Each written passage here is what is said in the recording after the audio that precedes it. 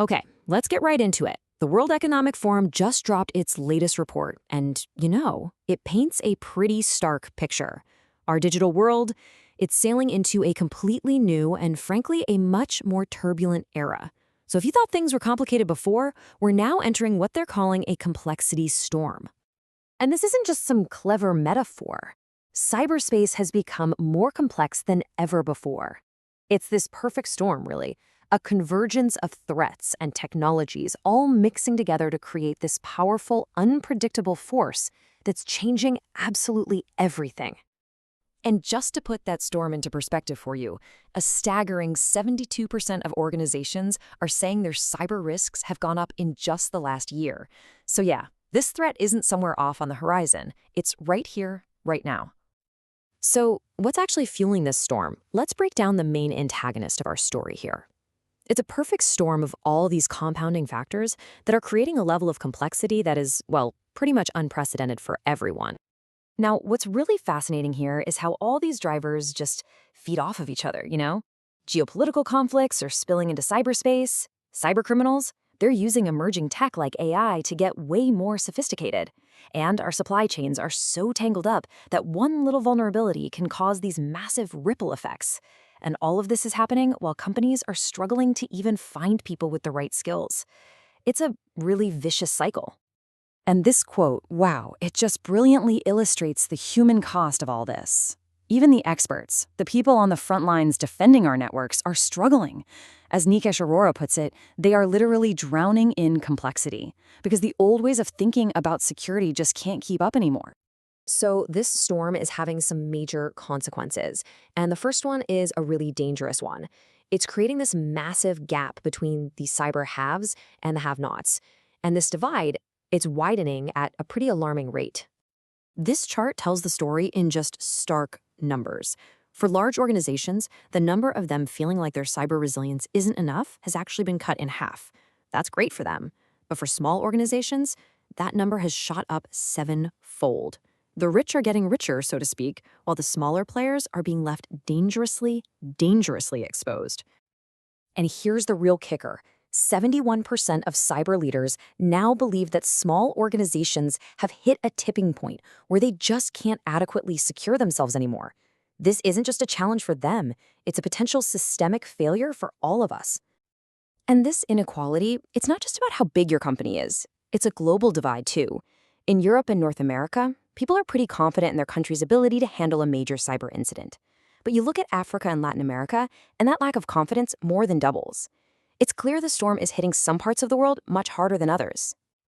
All right, now let's talk about one of the most powerful currents in this entire storm, artificial intelligence. It's a total double-edged sword, and it's fueling a brand new kind of arms race between the attackers and the defenders. Get this. 2/3 of all organizations believe that AI will have the single most significant impact on cybersecurity in the next year. That is a massive consensus on just how disruptive this technology is going to be. But here's the twist. Even with everyone agreeing on that, only 37% of those same organizations actually have processes in place to check if the AI tools they're using are even secure. Do you see the disconnect there? It's huge. And this is what the report calls the AI cyber paradox. It's this massive gap between seeing the tidal wave coming and actually building the seawall. Everyone sees the potential risks and the rewards, but the mad dash to adopt AI is completely outpacing the race to secure it. And you can bet cybercriminals are taking full advantage of this paradox. Almost half of all organizations are most worried about how AI is basically supercharging the attackers. We're talking about things like hyper-realistic deepfakes, phishing emails that are almost impossible for a human to spot. That AirUp case is a perfect, terrifying example. Criminals used AI to impersonate executives and tricked an employee into sending away millions. It was an old scam, just with a terrifyingly modern makeover. And the impact of all these things just gets amplified because, let's face it, no one operates in a vacuum anymore. We are all part of this deeply interconnected digital ecosystem where one person's vulnerability can very quickly become everyone's problem. This is exactly why over half of large organizations say their biggest barrier to being resilient isn't their own defenses, it's the vulnerabilities in their complex supply chains. I mean, they could have the strongest fortress in the world, but they're only as secure as their weakest partner. This quote from Aramco's CEO just nails the asymmetry of this whole battle. An attacker just has to succeed one time. They just need to find one little flaw, one unlocked door in that entire ecosystem. The defenders? They have to protect every single door all the time. That right there is the definition of systemic risk. In that ecosystem we're talking about, it's basically become a battlefield. Global conflicts don't stay within physical borders anymore.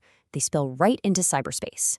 For nearly 60% of organizations, geopolitics isn't just a headline they read in the news. It is a direct factor they have to plan for in their security strategy because they risk becoming collateral damage. So, with this incredibly complex storm just raging all around us, how do we find a safe harbor? The way forward isn't about some magic piece of technology. It's about a fundamental, deep-seated shift in how we think about cybersecurity itself. The most crucial point is that we have to start talking about the economics of cybersecurity.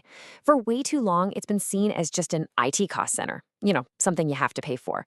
The new mindset frames it as a core business investment, just as important as R&D or marketing. Leaders have to learn how to talk about cyber risk in dollars and cents so they can align security with the company's long-term health and value. So here are the actionable steps. It all starts with that big perspective shift. Then it's about fostering real, meaningful collaboration to build a collective defense.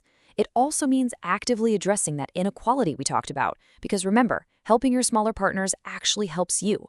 And finally, this has to be led from the very top to get business and cyber leaders on the same page, navigating this complexity together. And look, this isn't just a corporate strategy. This is a national and global imperative. As Costa Rica's minister points out here, entire nations are realizing they have to collaborate with their neighbors to strengthen the whole ecosystem. We truly are all in this together. Which leaves us with this final thought to chew on. In a world where a breach at a tiny supplier in one country can disrupt a global corporation in another, is cybersecurity really an individual company's problem to solve? Or have we finally reached a point where it simply has to be a collective responsibility? That's the core question we all have to answer to navigate the storm that's ahead.